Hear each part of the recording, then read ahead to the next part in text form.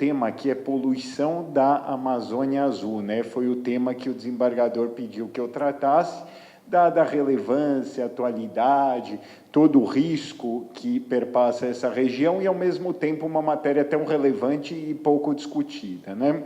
Então, ele pediu que eu falasse sobre isso e eu imagino, até pelo horário, por ser a última palestra, o fechamento do dia, que seria interessante uma abordagem provocativa de reflexões, de perguntas e não de respostas sobre o tema, né?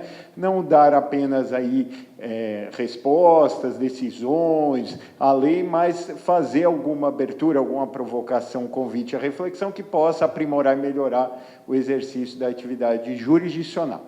Então, dentro desse espírito de perguntar, e é algo que está, a meu ver, se perdendo, porque nós estamos evoluindo para persuadir, para impor o nosso ponto de vista e pouco ouvir. Dentro desse espírito, inclusive, até por sermos todos aqui colegas, se alguém quiser trazer um caso concreto, temos aqui juiz ambiental, Chamil, por exemplo, quiser trazer algum caso concreto para que possamos refletir juntos, construir coletivamente conhecimento, sintam-se à vontade. Se durante a palestra vier algum insight, vier alguma ideia provocativa nesse sentido. Então, dentro dessa ideia, me parece que com esse espírito de fazer perguntas, o pano de fundo da poluição da Amazônia Azul, as duas primeiras perguntas que cabem é: o que é poluição? E a segunda pergunta: o que é Amazônia Azul? Eu vou começar falando o que é Amazônia Azul, que muitos nem sabem o que é, talvez. Amazônia Azul não é um termo técnico, é um termo que a Marinha criou. A Marinha brasileira criou para tratar da nossa costa. Muitos falam, a Amazônia Azul é a nossa zona econômica exclusiva. Outros falam, a Amazônia Azul é o mar territorial, é a zona contígua, é a zona econômica exclusiva e a plataforma continental, que estão na Lei 8.617 e também na Convenção da ONU sobre o direito do mar. No âmbito dessa convenção, há uma comissão que estabelece os limites ou dessa zona econômica exclusiva e também da plataforma continental. O Brasil, inclusive, pleiteia hoje a ampliação desses limites. Já pleiteou uma vez, conseguiu ampliar os limites há 10 anos atrás. Se não tivesse conseguido, o pré-sal não poderia ser explorado, que é hoje o que nos torna um dos maiores produtores mundiais de petróleo. Isso ainda vai aumentar, porque foi feito agora o leilão da cessão onerosa, e não é por acaso que essas coisas vêm acontecendo juntas, né? Desde a abertura, as perguntas são: qual modelo de desenvolvimento nós queremos? Como assegurar esse justo equilíbrio entre a economia e a ecologia, ou entre os 170 da Constituição e o artigo 225? Essa é a pergunta que perpassa todo o debate, né? Como vamos concretizar algo tão abstrato como a sustentabilidade? Aliás, a sustentabilidade ambiental, eu tenho visto ela ser usada em praticamente todas as esferas da humanidade, mostrando seu aspecto holístico. Por exemplo, Paulo Guedes estava falando agora sobre a necessidade do teto de gastos.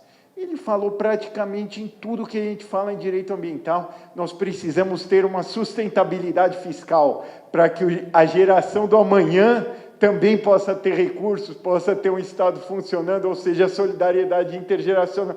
É a palavra da moda, reforma da Previdência, sustentabilidade. Quem se aposentar amanhã pode não ter mais dinheiro, pode não haver... E os nossos filhos, o que entregaremos? Na Amazônia Azul, a mesma coisa.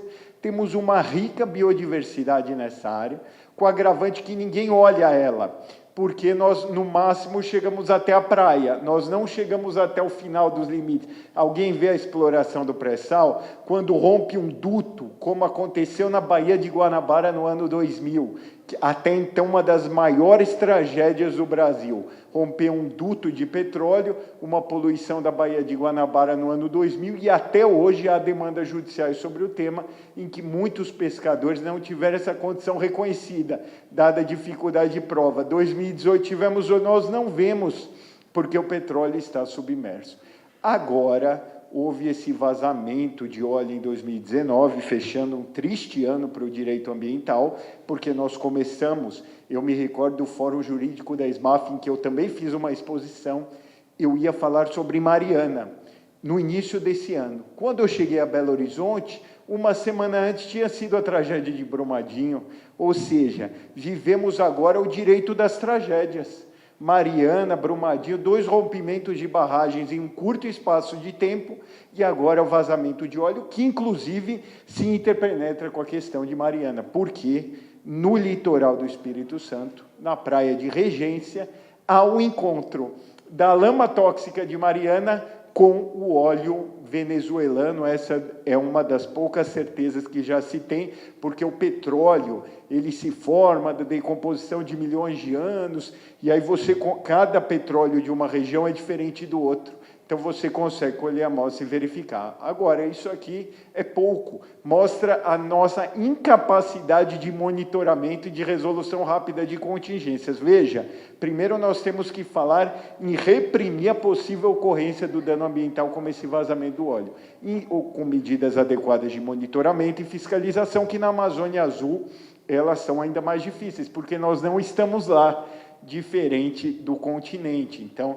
é necessário monitoramento por satélite, por submarino, já que essa região ela é rica, contém petróleo, contém gás natural, contém minérios, que nós ainda nem conhecemos algumas dessas reservas. Minérios esses como níquel, manganês, às vezes ainda tem a exploração inviável do ponto de vista econômico, mas amanhã, pelo surgimento de uma nova tecnologia ou pela elevação do preço dessa commodity no mercado internacional, pode ser viável a exploração.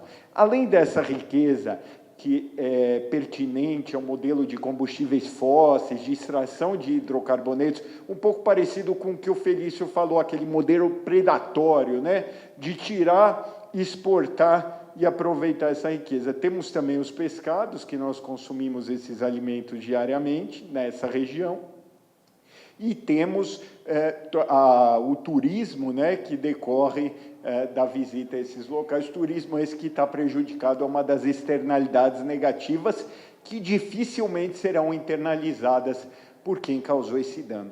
Todo momento surgiu, disseram que foi um navio grego, agora dizem que pode ter sido um navio pirata.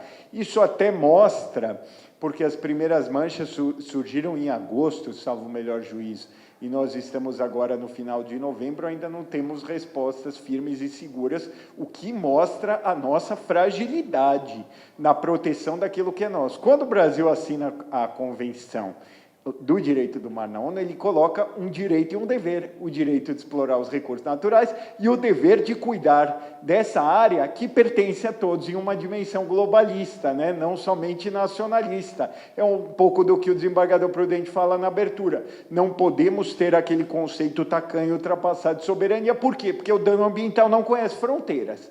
Um acidente, uma tragédia como essa na Amazônia Azul, e só para terminar aqui a resposta do que é a Amazônia Azul, não tem... Por que chama Amazônia se é todo o nosso litoral? Pega o bioma Mata Atlântica, pega lá Santa Catarina também. Por que Amazônia Azul? Porque a área territorial desse espaço, seja a zona econômica exclusiva, seja incluindo a plataforma continental, é parecida com a da Amazônia. Por isso a Marinha falou, como no Brasil a Amazônia é algo que gera interesse internacional, que chama atenção para a necessidade de proteção, por exemplo, pouco se fala do Cerrado, agora nos jornais, queimadas na Amazônia, Amazônia, Amazônia, pouco se falou do Cerrado, que enfrentou problemas parecidos também. Tem um desmatamento grande, a própria Mata Atlântica está quase toda acabada. O que vem de jornal, o que torna o Brasil famoso é a Amazônia. Fundo Amazônia, agora é claro que o Brasil vai muito além disso, mas se imaginou que chamar de Amazônia Azul chamaria a atenção para a importância da proteção do ponto de vista globalista. Então, mostraria essa riqueza. É uma riqueza econômica e também é a riqueza do ponto de vista daquela economia socioambiental, porque nós temos uma biodiversidade que nem conhecemos, temos animais em extinção, e aí a forma de proteção, claro, altera um pouco. Por exemplo,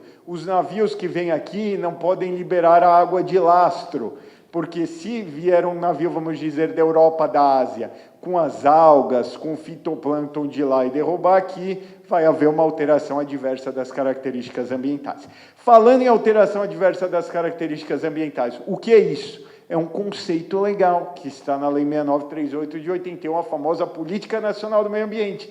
O que é degradação? Degradação, alteração adversa das características ambientais. E o que é poluição? É uma espécie do gênero degradação. É uma alteração adversa das características ambientais, artigo 3º, inciso 3, da Lei 6938 de 81. Alteração adversa causada por atividade, ou seja, ato humano, que, aí tem 5 alíneas, afeta desfavoravelmente a biota, causa danos sociais e culturais. Vejam como a própria Lei 81 saiu do preservacionismo para o socioambientalismo. Então, o que é poluição? É uma alteração adversa das características ambientais causada por nós, por uma atividade humana. Ou seja, o que é poluição na Amazônia Azul? Uma alteração adversa, ruim para aquele ecossistema. E qual é esse ecossistema? É toda a nossa costa brasileira, que é muito extensa, e aí, para se proteger isso, a Marinha resolveu dar esse nome, que é algo tão rico quanto a Amazônia, e é azul. A gente não vê o que está lá embaixo. E o que está lá embaixo hoje é muito óleo cru, é muito petróleo. Esse vazamento de óleo, uma coisa já se sabe, ele é a maior tragédia ambiental da história do país em termos de extensão territorial. Mariana não chega nem perto, Brumadinho, etc. Brumadinho foi maior talvez pelo dano humano, porque havia muita gente próxima. Mariana alcançou vários estágios, chegou até o mar. A lama já está na foz do Rio São Francisco, o petróleo. Não colocaram barreiras de contenção, não entrou no rio, mas vejam o risco de todas as cidades, de abastecimento, os peixes. Não sei se verificaram aí no programa, qual que é a imagem que simboliza aqui esse fórum jurídico? É uma tartaruga. E uma das patas da tartaruga, que está no programa, é a poluição do mar.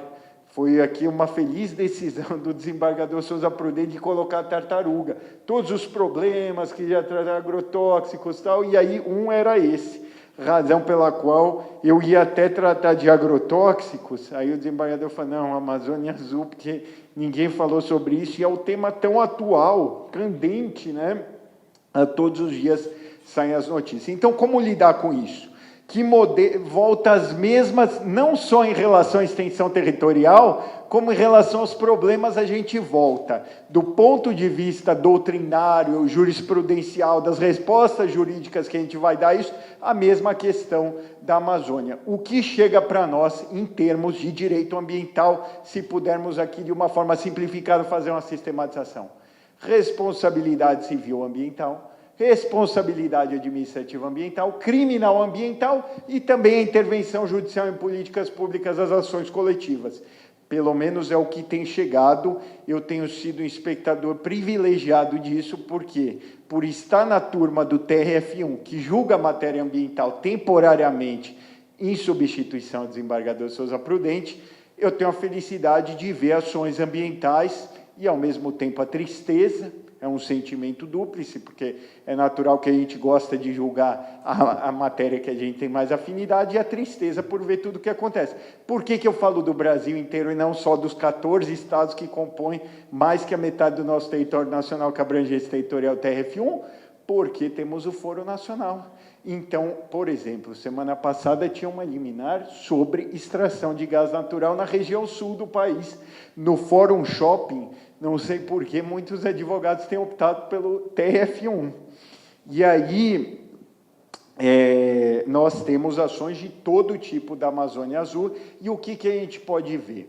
A responsabilidade civil, esse dano do petróleo, imaginemos que identifiquemos a autoria, ou navio grego, ou é um navio pirata, e aí a identificação vai ser quase impossível, mas vamos imaginar que nós venhamos a passar dessa fase. Vejam o dano internacional ao Brasil, decorrente da ausência de uma resposta, ao menos da autoria, ao menos do que aconteceu, e o passivo ambiental disso, para limpar esse petróleo que está lá embaixo, a gente não vê, décadas para a natureza sintetizar isso, e o passivo jurisdicional também.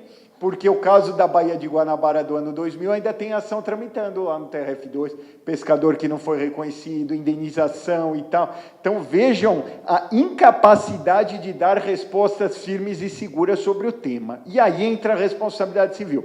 Por que existe a responsabilidade civil ambiental? Os jornais gostam de falar o valor do dano, né? O tribunal condenou em 10 milhões e 50 milhões, que é algo que chama mais atenção. Mas mais do que a repressão ou a reparação do dano, a responsabilidade civil ambiental tem uma função eminentemente preventiva.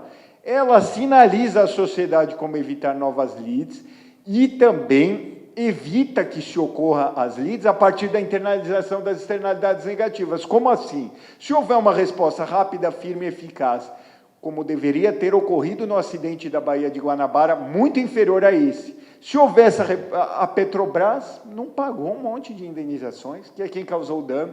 Não, quer dizer, numa lógica de análise econômica do direito, vale muito a pena você deixar rolar aí os anos com o judiciário, não vai ter resposta. Não... Qual seria a ideia do sistema? Reparar, mostrar que é rápida esse cumprimento para que nós possamos sinalizar à sociedade uma função pedagógica como evitar novas lides. Por isso que eu falo até, o professor e o juiz têm uma função semelhante. Porque o juiz, ele sinaliza à sociedade como atuar para evitar novas lides e por isso tem uma função pedagógica na decisão judicial. E o professor eminentemente faz a função pedagógica. Aliás, esse termo pedagógico é até equívoco em si. Por quê? Pedos é criança, e gogia seria ensinar para crianças. Na verdade, pedagógico e andragógico, que andragógica é justamente a educação voltada para adultos, né? Então, a responsabilidade civil ambiental, mais que a função repressiva, tem a função preventiva essencial, que é a eliminação de fatores ou riscos intoleráveis para uma sociedade, como é o risco que se concretizou agora do vazamento de óleo na nossa Amazônia Azul. É um risco e um dano aqui já concretizado intolerável. Então, a responsabilidade civil deveria ter uma função punitiva elevada, com uma resposta rápida e firme, o chamado enforcement. Esses dias, eu estive num jantar aqui com 2 ministros da Suprema Corte inglesa. E tinha uma pessoa que estava acompanhando eles e perguntou, sempre pergunta de direito ambiental, e sempre na Amazônia.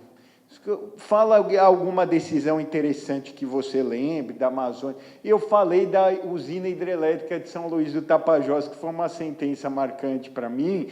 E aí a primeira pergunta, it was enforced? Isso foi cumprido? Não, tem suspensão de segurança, tem isso, tem recurso, né? Quer dizer, é estranho, né, para quem é de fora ver que não acontece, o dever ser não vira ser, isso é um problema grave, né? Então, essa função preventiva essencial da responsabilidade civil, eliminação desses fatores que podem causar danos que a sociedade não tolera, estão sendo ou não atendidos? Aí me parece que não temos um modelo adequado a enfrentar essa situação, que o direito, na verdade, ele, assim como a vida, pode ser visto de vários pontos de vista. O direito é polissêmico, é plural, é linguagem, até um problema que eu falei no início, que a gente evoluiu para persuadir, não para dialogar. Então, ele é polissêmico, plural, só que ninguém quer dialogar, ninguém quer discutir. Na verdade, quando nós tivemos a ideia da tripartição de poderes, o juiz era o boca da lei, né? A jurisprudência defensiva, o juiz não cria nada. Qual que era a ideia? O parlamento, que é a caixa de ressonância das aspirações populares, eleito para o povo, para representar o povo, vai fazer leis, como o Código Napoleônico, que vão regular completamente os comportamentos. O juiz vai lá e aplica a lei. Um modelo que a ideia em si dele é muito boa, mas efetivamente não deu certo. Era o modelo do Estado de Direito, que até permitiu que ocorresse os horrores do nazismo, porque o nazismo obedeceu à lei, né? Só que essa lei era inconstitucional. Por que era inconstitucional? Porque não estava de acordo com a dignidade da pessoa humana, a razão pela qual a Constituição Alemã, de 1948, na verdade a Lei Fundamental de Bonn, coloca no artigo 1º, Menschenwürde, dignidade da pessoa humana. Isso é suficiente? A lei do Estado de Direito e a dignidade da pessoa humana do Estado Democrático de Direito? Não. Por quê? Se nós não concretizarmos o Estado de Direito Ambiental, o Estado Constitucional Ecológico, o Estado de Direito Ecológico, não basta a lei de acordo com a dignidade humana, é preciso garantir as condições de existência e qualidade de vida dessa existência na nossa breve passagem por aqui. Ou seja, além do contrato social, de que falavam Hobbes, Locke, Rousseau, o homem é melhor quando ele vive em sociedade, temos também um contrato natural com o ecossistema, até porque somos parte de um todo. Então, poluição na Amazônia Azul, incidência do princípio do poluidor-pagador, alteração adversa das características ambientais, é preciso dar uma resposta à poluição da Amazônia Azul para que seja sustentável do ponto de vista holístico, né? Porque o Supremo já falou na DIN 3540 que meio ambiente é o quê? É o natural, cultural, artificial do trabalho. E o ser humano não pode ser cindido da natureza. Isso é algo, mesmo com toda a evolução tecnológica que nós temos, nós precisamos dos insumos para produzir os bens tecnológicos. Razão pela qual me lembro aqui de DiCaprio, quando ganhou o Oscar por O Regresso, ele falou: eu não considerei esse planeta garantido, eu não considerei esse prêmio garantido, o Oscar, que ele levou tantos anos para ganhar, ganhou por O Regresso. Não vamos considerar o nosso planeta garantido, da mesma forma que não podemos considerar a Amazônia Azul garantida. Eu vi uma imagem recente, numa das praias do Nordeste que foi atingida por esse vazamento de óleo, que uma tartaruga completamente coberta de óleo, que vai morrer, infelizmente vai morrer, como eu lembro aqui de uma imagem dos incêndios que também viralizou, do animal ali meio carbonizado lutando. Qual animal era? Agora era koala? Parecia. Aí eu lembro dessa imagem que aí rodou o mundo, né? Qual é o exemplo, qual o legado que nós vamos deixar para os nossos filhos, para os filhos dos nossos filhos? Não só do ponto de vista da sustentabilidade fiscal, de que fala o Ministério da Economia, que também é relevante, mas da sustentabilidade ambiental holisticamente considerada, né? E aí nós temos, então, eu disse, a responsabilidade civil. Fica a pergunta: está atendendo às funções para as quais ela foi criada? E toda a sistemática da responsabilidade civil ambiental decorre disso que eu falei. Por que a responsabilidade objetiva por risco integral? Porque não se admite excludentes por nexo causal ser robustecido ou fortalecido para que haja maior possibilidade de reparação do dano. Daí a teoria menor da desconsideração da pessoa jurídica, ou seja, não tem dinheiro, o sócio paga. Por quê? Porque ele está internalizando a externalidade, se está evitando que o empreendedor se aproprie dos bônus e socialize os ônus ou prejuízos. Essa é a razão de fundo pela qual se chegou a um sistema tão severo de responsabilização, em que é quase impossível quebrar o nexo de causalidade, né? Tem que ter dano ou nexo. E na responsabilidade administrativa e ambiental, que chega muito à nossa mesa também, aqui na Quinta Turma, muita liminar, quando o IBAMA faz uma operação, apreendeu um veículo, apreendeu de terceiro veículo, eu só aluguei, aquelas demais chega muito, né? Dependendo, é sazonal, né? Porque depende também das operações que o órgão ambiental faz. Recentemente não tem chegado nada, né? Significa que não tem tido apreensões. Aí fica a pergunta: não tem tido apreensões porque não precisa? Porque todos estão observando a norma? Cada um faça aí as conclusões que achar, né? Aí nós temos essa atuação de estabelecer os limites ao direito administrativo sancionador. E uma polêmica muito grande se formou se a responsabilidade administrativa era subjetiva ou objetiva, porque a civil é objetiva, a criminal é subjetiva. Isso aí é inegociável porque, né, Gilson, que é juiz criminal, ofenderia o Estado democrático de direito se pensar numa responsabilidade criminal objetiva, né? Mas também há temperamentos, há a possibilidade de responsabilização da pessoa jurídica, sem a necessidade de dupla imputação que o STJ tinha criado, o STF falou que não precisa, isso aí já está. E a administrativa?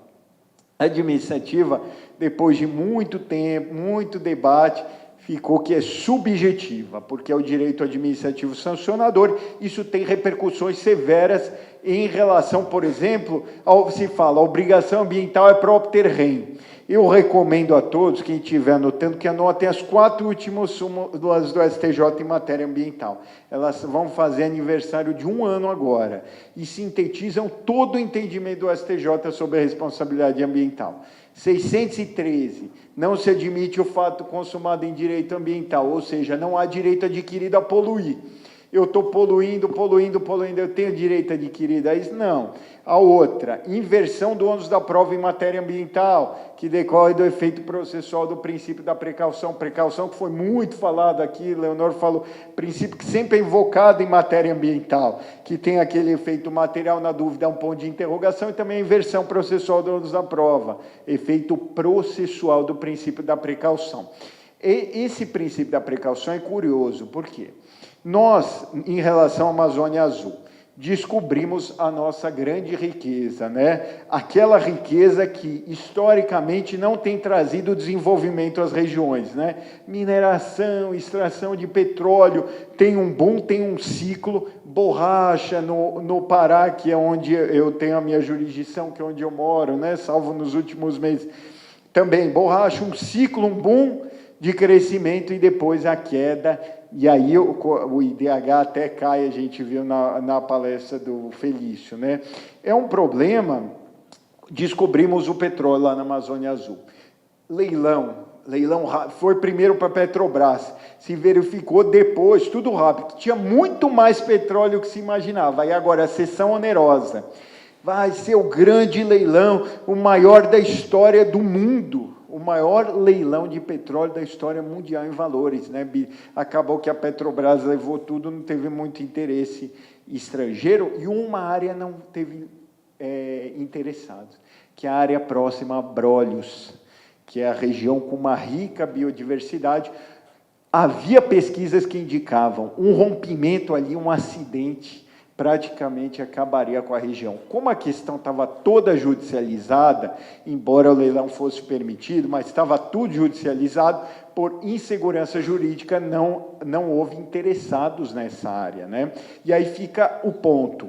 Nós estamos aplicando de forma adequada o princípio da precaução ou não? Ou a necessidade imediata de obter recursos, de fazer leilão, está levando a uma exploração desenfreada, sem que nós pensemos nas consequências eventualmente negativas e irreversíveis ou quase irreversíveis que podem acontecer a partir disso. Aliás, o dano ambiental público, ele tem um manto da imprescritibilidade que a gente estava falando, por isso eu gosto de falar, quando eu dou aula, que ele, como crime de sequestro, ele é permanente ou instantâneo de efeitos permanentes. Você pode ter um vazamento uma vez, só que esse vazamento vai perdurar por décadas, né, causando externalidades que a gente nem sabe. O próprio combustível das embarcações que trafegam, ele pode ter uma limitação, por exemplo, regulatória, porque eu falei da responsabilidade administrativa ambiental do ponto de vista repressivo, mas pode ser preventivo.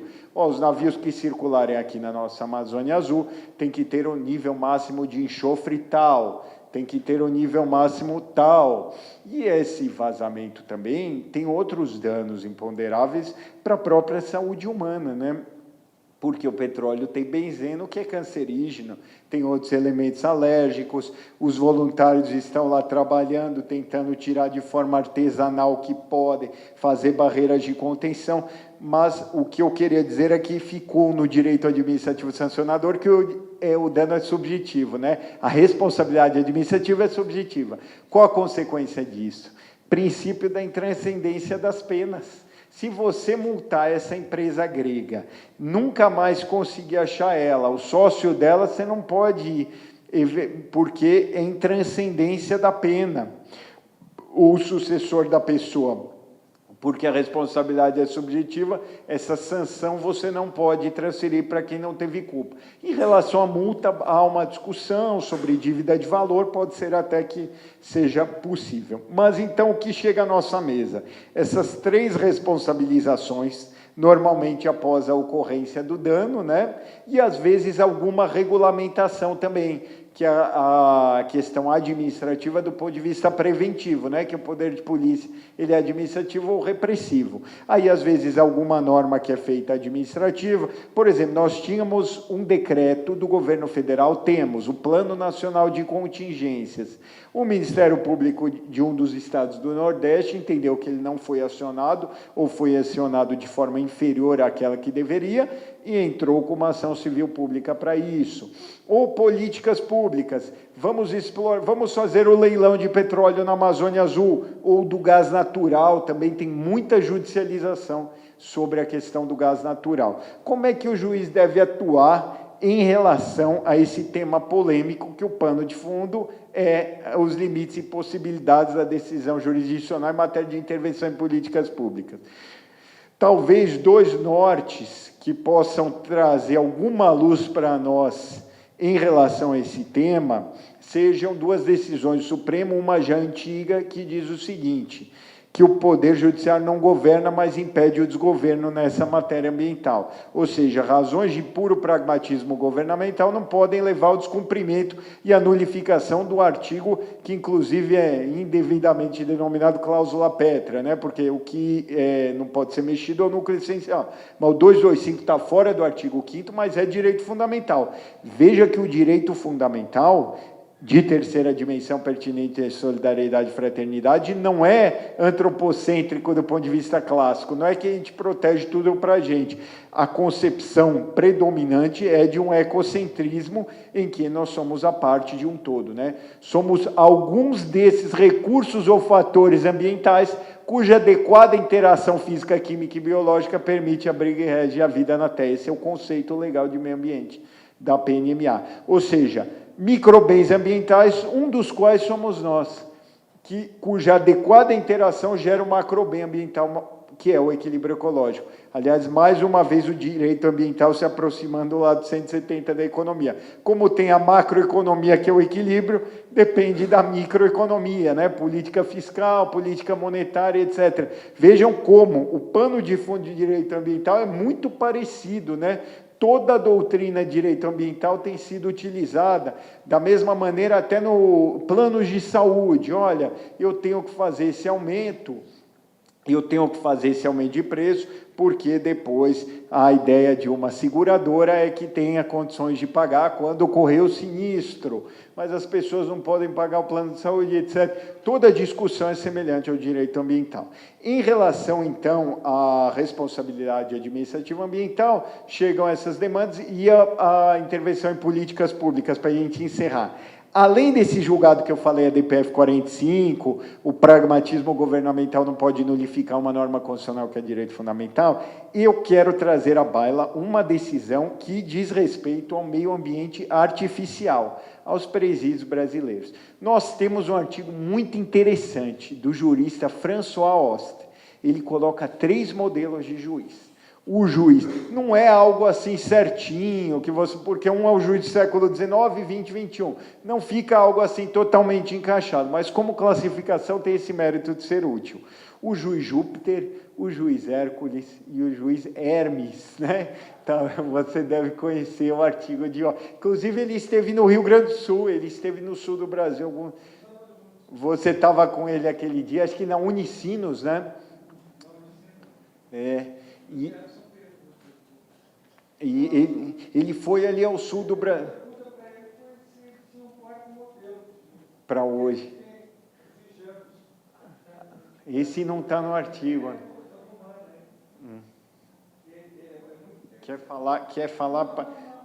Não? Tá.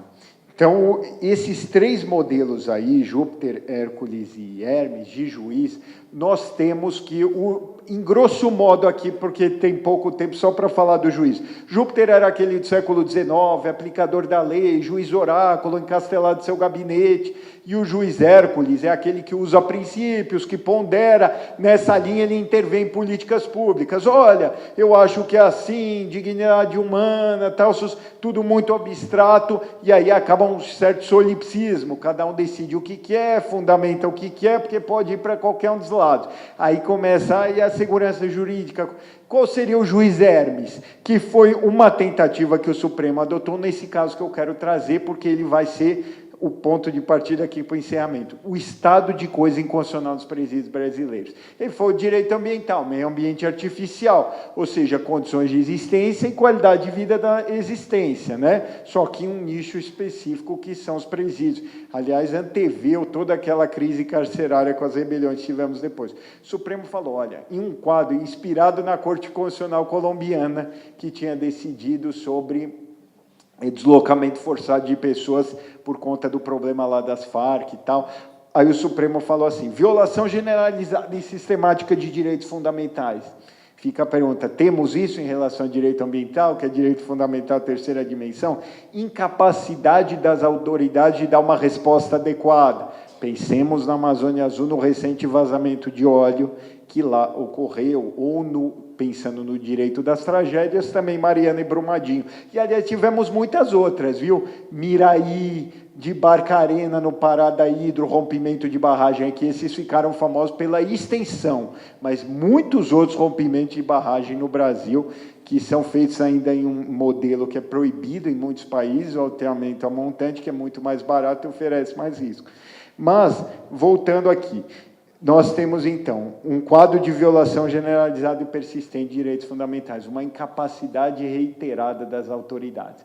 Só uma pluralidade de atores institucionais, e aí nós, juízes federais, somos esses zeladores da Amazônia brasileira ou da Amazônia Azul brasileira. Juízes federais das 5 regiões, naturalmente, talvez agora das 6, futuramente, né, se sair o TRF mineiro aqui, os mineiros muitos querem, nem todos, viu?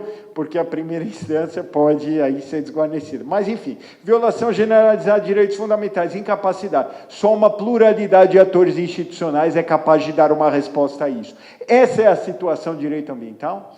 Lá nos presídios, o que é o Hermes? O Hermes sabe que dá uma decisão, não necessariamente ela vai ser cumprida. A decisão precisa de uma jurisdição supervisória, mais leve, que permita um diálogo com os outros atores institucionais para destravar as possibilidades de decisão e fazer um monitoramento flexível e constante do que foi feito. Então, por exemplo, a Amazônia Azul brasileira, nós temos um quadro de poluição. Não é só esse vazamento, tem que vaza sempre em quantidades menores. Temos que ter mais fiscalização, temos que ter uma estrutura mais adequada, né, de fiscalização. Como vamos fazer? Vamos melhorar isso, vamos melhorar os radares, vamos colocar um submarino. E aí o Poder Judiciário vai acompanhando essas medidas de forma leve, supervisória, verificando as dificuldades, os gargalos, ou seja, destravando os poderes com legitimidade aurida do voto, uma espécie de conciliação. E aí, a partir desse caso do estado de coisa inconstitucional dos presídios, vamos trazer para o ambiental, fechando aqui a palestra, porque eu já estourei meu tempo.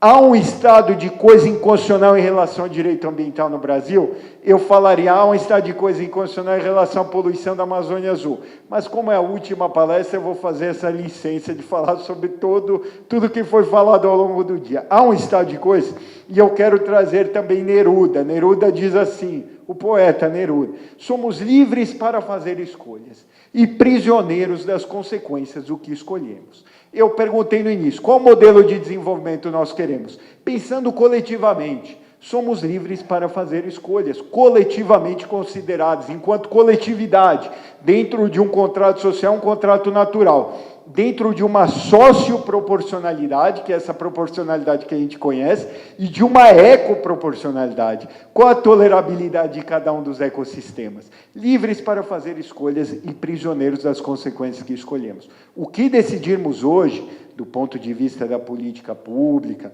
da criação das leis, está em gestação um novo marco regulatório do licenciamento. Se fala, não, licenciamento é muito burocrático, tem que crescer a economia, estamos em crise.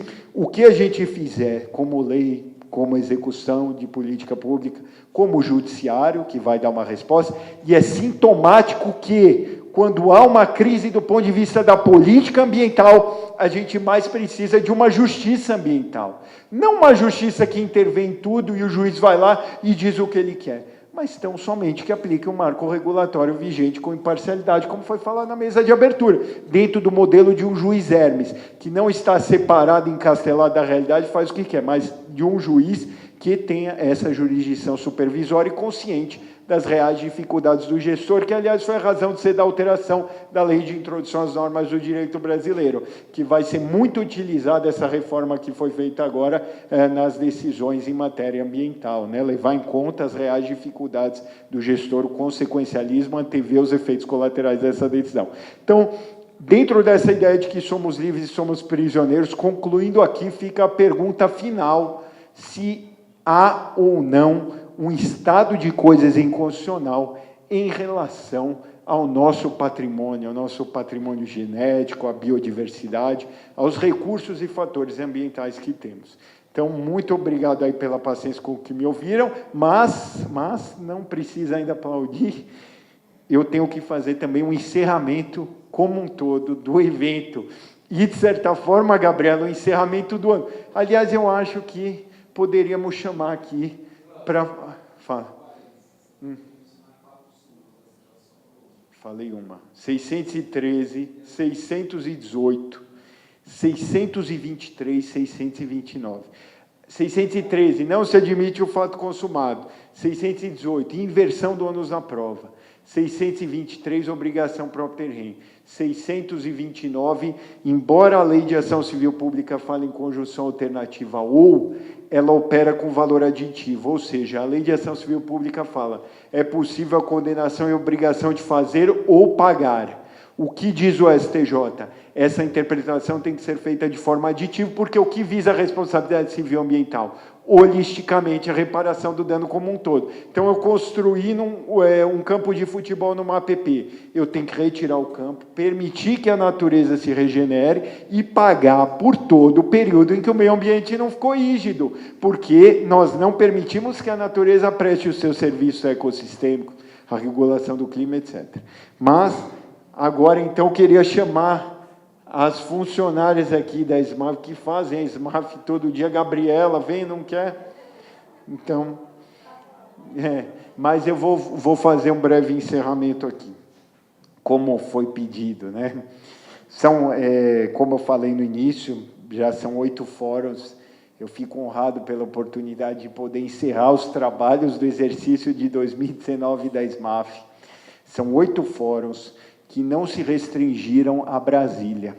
Foi no Pará, foi na Bahia, foi no Maranhão, foram realmente muitos fóruns que foram feitos. Talvez o recorde histórico da SMAF, né? Contou com a colaboração inestimável da equipe da SMAF. Eu falo aqui em nome do desembargador federal Souza Prudente, do Pedro Felipe, que também tem trabalhado bastante, não puderam estar presentes, do vice, do Dr. Hércules Fajós, e realmente foi um ano em que muito se fez, muita energia se colocou para tentar mudar, né? A sociedade muda tão rápido e, às vezes, a gente continua sempre fazendo as mesmas coisas. O EAD foi lançado, então, assim, a gestão foi realmente, para quem acompanhou e viu um pouquinho, e eu nem atuo, eu vi de fora mesmo, né? Só sou convidado aqui, às vezes, para uma outra palestra, realmente é algo incrível e que é digno de nota, e eu tenho certeza que no ano de 2020 ainda faremos mais. Isso com sustentabilidade em um cenário de crise fiscal, porque o que mais falta hoje no TRF é dinheiro para fazer as coisas, mas a criatividade do desembargador Souza Prudente, da equipe, Gabriela, Cassiane, etc., não vou nem nominar todo mundo aqui para não esquecer, é notável e tem produzido grandes feitos, apesar de todas as dificuldades enfrentadas. Então, as palmas que vamos bater agora, e eu também vou, são para a SMAF por todo o trabalho que tem sido feito. Obrigado, viu? Em nome de toda a equipe da SMAF. Obrigado.